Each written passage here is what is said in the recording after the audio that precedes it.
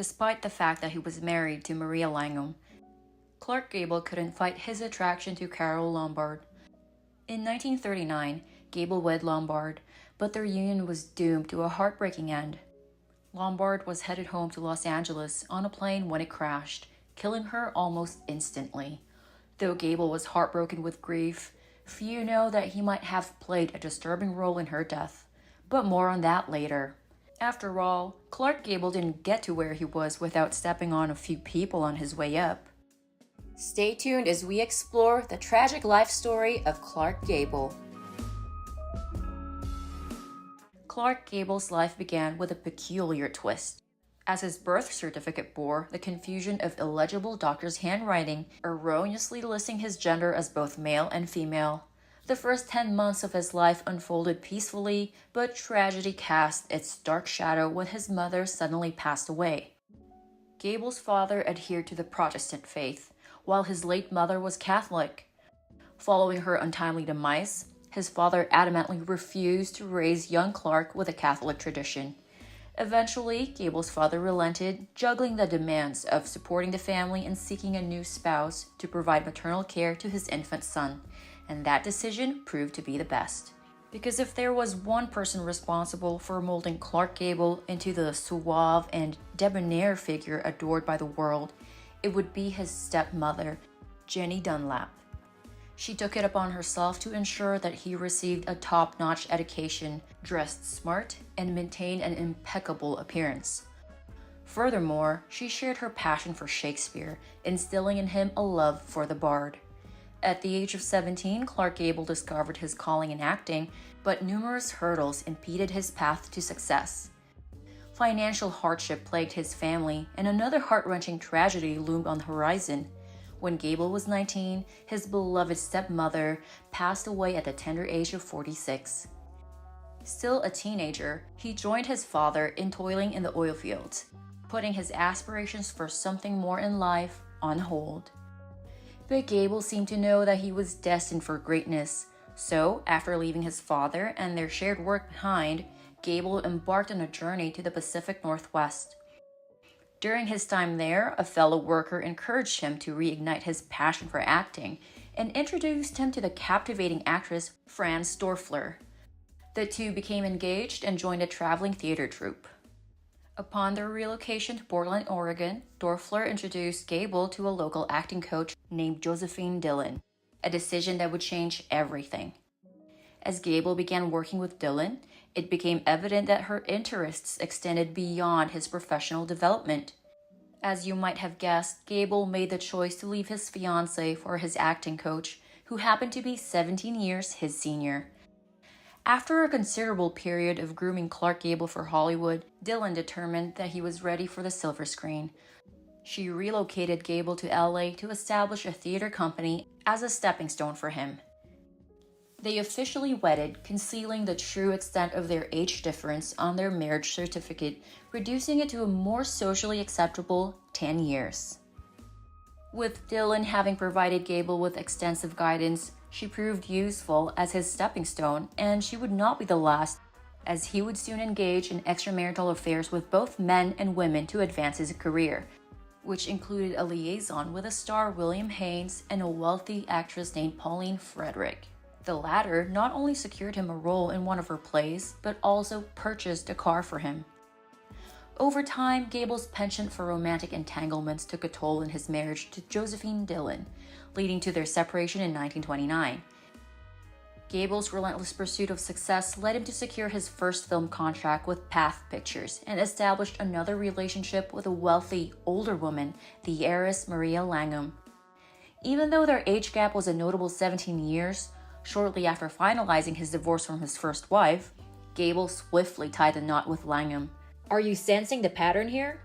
Following his marriage, he secured another film contract, this time with Warner Brothers. This newfound prominence enabled him to work alongside the legendary actress Greta Garbo. Garbo harbored a strong aversion to Gable, though, and criticized his acting abilities, leading to a feud in which Gable labeled her a snob. This wasn't the only adversity he faced, as Darryl F. Zanuck, a studio executive at Warner Brothers, delivered a scathing assessment of Gable's appearance. deeming his ears too prominent and likening him to an ape. It appeared that another challenging phase lay ahead for Gable to secure substantial film roles. Luckily for him, his stars still aligned, and MGM recognized the potential in Gable and sought to bolster its roster of handsome young actors, thereby signing him. This marked the beginning of a promising chapter in his career. He made his debut as a leading man in Dance Fool's Dance opposite Joan Crawford, who had specifically requested him for the role. Crawford was renowned for her advice to other actors not to become romantically involved with co-stars until after making at least 3 films together. In a deviation from her own counsel, Crawford and Gable embarked on a passionate affair, and they went on to share the screen in a total of 8 films. Irrespective of their marital statuses, they continued to blur the lines between business and pleasure on set. In 1931, when Clark Gable portrayed a charismatic gangster who seduces Norma Shearer's character in A Free Soul, he captivated audiences. Viewers were enthralled by the film, resulting in a deluge of fan letters sent to the studio. Gable quickly ascended to become one of MGM's top stars, appearing alongside the era's most illustrious actresses. His affair with Joan Crawford continued its on-and-off course, reaching a point of disturbing contention, leading one gossip columnist to dub it the affair that nearly burnt Hollywood down. Louis B. Mayer, the head of MGM Studios, could no longer turn a blind eye to the situation and issued a stern threat to terminate both Gable and Crawford. Gable may have loved women, but not over his career, so he obliged. For the 1932 film Red Dust, producers initially cast Joan Crawford as Gable's leading lady. Still, in an attempt to quell their affair, MGM ousted her from the project and replaced her with a blonde bombshell, Jean Harlow. Mayer's intuition proved correct once again, as Gable and Harlow displayed remarkable on-screen chemistry, garnering adoration from audiences. During this period, Gable encountered a dilemma. None of the film projects in development at MGM piqued his interest. Consequently, the studio paid him $2,000 weekly to remain inactive. Once more, Mayer devised a solution, loaning Gable to another studio for a romantic comedy entitled It Happened One Night. Despite receiving Oscar nominations for both the film and its 2 lead actors, doubts persisted. Claudette Colbert, the female lead, didn't even attend the awards ceremony. Clark Gable was nominated for Best Actor, a distinction he ultimately won. Gable had labored in Hollywood for more than a decade, struggling for recognition, and the Oscar represented the culmination of his efforts. When a young fan admired the award, Gable graciously presented it to the child, emphasizing that the honor held greater significance to him than the physical trophy, marking a pivotal moment in Clark Gable's career. In 1937, Clark Gable starred alongside his old friend Jean Harlow in Saratoga. However, their time on set swiftly transformed into a harrowing ordeal. Harlow's health began to deteriorate mysteriously, often leaving her so weak that Gable had to physically support her between takes. She eventually took a break to recuperate, and when Gable visited her in the hospital, he was met with heartbreaking sight. Gable's heart shattered as doctors delivered a devastating diagnosis. Harlow was in the early stages of kidney failure, and her condition swiftly deteriorated. Tragically, after that, she shocked Hollywood when she passed away from uremic poisoning, or now more known as acute kidney failure. She was heartbreakingly only 26 years old. With the film 90% complete when Harlow passed away, the studio insisted on its completion. Gable, doing his best to fulfill the commitment, struggled during scenes in which he acted without Harlow by his side or alongside one of her body doubles. He described it as being in the arms of a ghost. Despite the heartache, Harlow's fans flocked to the theaters to catch one last glimpse of her, turning the film into a massive success. Clark Gable had a magnetic presence on and off screen, and all too often this extended with chemistry, despite his ongoing marriage to Maria Langham. There was one specific co-star that he completely refrained from pursuing in particular. Some say he truly fell in love with her, but wanted to spare her of his womanizing ways until he was absolutely ready. When Gable appeared alongside Carole Lombard in No Man of Her Own, he made no advances towards her. Given his reputation, this surprised her and everyone else expecting him to make a move. However, years later, when Gable and Lombard reconnected at a ball, he was unreserved in expressing his feelings. In fact, he invited Lombard back to his hotel room. She delivered a legendary response asking, "Who do you think you are, Clark Gable?" And from that moment on, the pair remained inseparable. Gable and Lombard didn't attempt to conceal their romance, but not everyone supported their relationship. While it was evident that Gable's first two marriages were pragmatic unions of convenience to women who could offer him support during his struggling years, his second wife, Maria Langham, had assumed he would eventually come back to her no matter what. While she tolerated his numerous affairs in the past, this situation was different.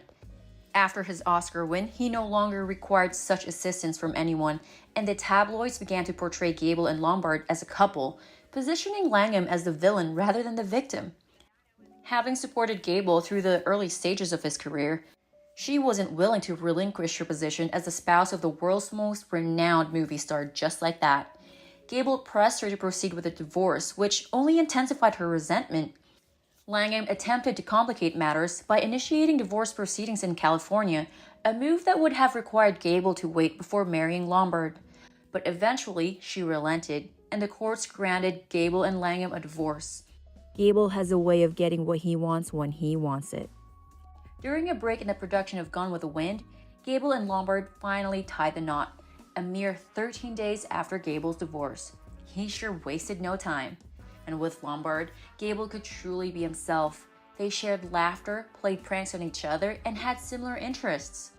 While she was familiar with Hollywood's social scene, Lombard also didn't mind indulging in Gable's passion for activities like hunting.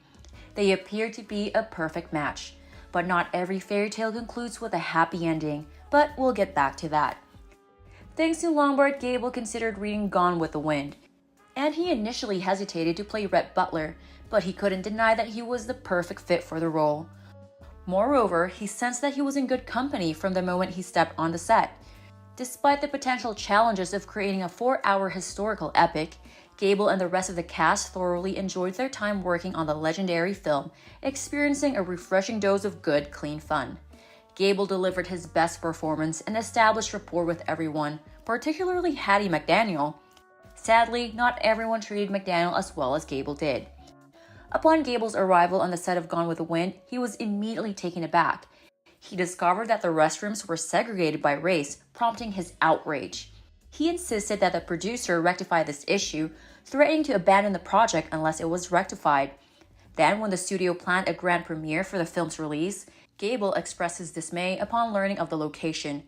The premiere was scheduled to occur in Atlanta, which at the time was still segregated. The studio's mistreatment of McDaniel incensed Gable to the point where he informed him that he would boycott the premiere.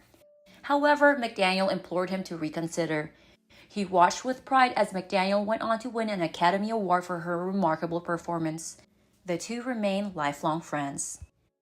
By 1941, many American celebrities had been inspired to contribute to the war effort, including Lombard. She was so fervent in her support that she sent a letter to the president volunteering her husband for active duty. The president replied suggesting that their efforts could be better utilized within the country. Lombard enthusiastically began organizing and participating in bond drives across the country, which Gable heavily encouraged and supported. It was that fateful January 1942, Lombard had traveled to her home state of Indiana to participate in a bond drive. She was returning to LA with her mother and her press agent when their plane crashed, resulting in the loss of everyone on board. Upon receiving the news, Gable rushed to Nevada where friends had to restrain him from ascending the mountain where the crash had taken place. When the search team finally located her body, he tearfully exclaimed, "Oh God, I do not want to go back to an empty house." Subsequently, he continued to reside in the Encino home that they had shared for the rest of his life. While Gable may have eventually moved on paper, his heart remained forever entwined with Lombard. Following her untimely passing, Gable finally enlisted with the United States Air Force and became part of a unit equipped with a camera that filmed aerial gunners in action. He completed 5 missions, even attracting the attention of the enemy. Upon returning home, Gable sought solace in the company of actress Virginia Gray. The two had an intermittent on-again, off-again relationship prior to Gable's marriage to Lombard, and they began spending a significant amount of time together, leading tabloids to speculate that Gray would become the fourth Mrs. Gable. One day, to her dismay, Gable married Lady Sylvia Ashley in 1949 out of the blue, leaving Gray blindsided and heartbroken. The decision appeared to be so unexpected that when Gable asked a friend to help organize a private wedding ceremony for him and Sylvia, the friend inquired, "Sylvia who?" Lady Sylvia Ashley is a complete opposite to Carole Lombard, who was known for extravagant spending, enjoyed lavish Hollywood parties, and did not share any of her husband's interests. Before long, their incompatibility began to strain the marriage, and Gable demanded a divorce shortly after their first anniversary. Although Ashley was devastated, it was evident that Gable was not, and he reportedly confided in his friends that he must have been inebriated when he proposed to her. Sounds like a rebound gone wrong. After his iconic performance in Gone with the Wind and his honorable service in World War II, Gable's frustration with the studio that had catapulted him to stardom grew. The breaking point came with the film Mogambo. From the moment Gable stepped onto the set, he clashed with director John Ford due to Ford's mistreatment of Ava Gardner, and Ford openly insulted Gable's appearance in front of the crew. Gable also fell ill on set and had to take temporary leave to address a painful infection. But it was also on the set that Gable discovered that his much younger co-star Grace Kelly shared his passion for hunting. After they embarked on a hunting trip together, their affair began. When their production moved to London, Gable arranged for a hotel room where they could continue their relationship, but it didn't last much longer. After Grace Kelly's mother visited her in London and expressed approval of her daughter's involvement with Gable, the actor realized that he had become too deeply involved too fast and ended their fling, leaving Kelly devastated and a trail of broken hearts wherever he went. In 1954, Gable reconnected with an old flame who had recently divorced her third husband. Her name was Kay Williams, and they swiftly rekindled their romance. They eloped with only a few friends and family members present. This union was different from his previous ill-fated marriages, and he appeared happier, much like he had been with Lombard. Yet just like that tragic marriage, this one was not meant to be either. Williams tragically suffered a miscarriage shortly thereafter, and although Gable remained a devoted stepfather to her children, he desired a child of his own. They kept trying, and finally in 1960, Williams became pregnant once more, but this does not end well for Gable. Because in 1960, Gable began working on The Misfits alongside Marilyn Monroe and Montgomery Clift.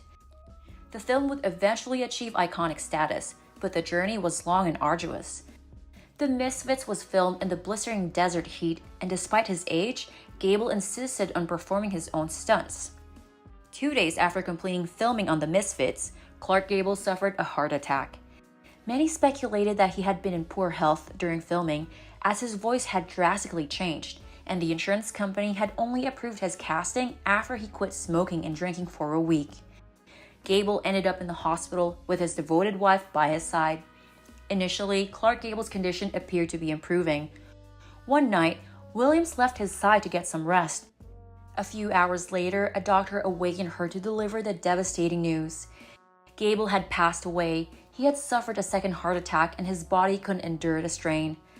Williams was 4 months pregnant at the time.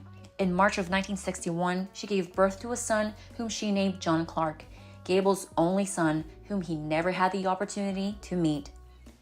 Making The Misfits had been a living nightmare for Marilyn Monroe, but she found a crucial ally on set in Clark Gable.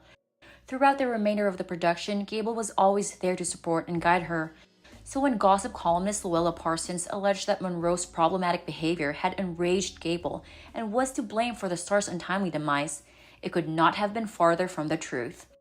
Regrettably, the vicious gossip took its toll on Monroe, and she ended up blaming herself for Gable's passing. The Misfits ultimately became the final film for both actors. Monroe passed away in 1962 due to an overdose. Per Clark Gable's wishes, he was laid to rest alongside the love of his life, Carole Lombard. During his lifetime, he was often referred to as a king of Hollywood, and it was easy to see why. Unfortunately, the title passed away with him, and many believe that the golden age of Hollywood ended with Gable as well. But his legacy endures to the timeless characters he portrayed on the silver screen. While the curtains may have fallen on his remarkable career, Clark Gable's name will forever be etched in the greatest film history. Don't forget to give this video a thumbs up and subscribe for more facts on old Hollywood figures.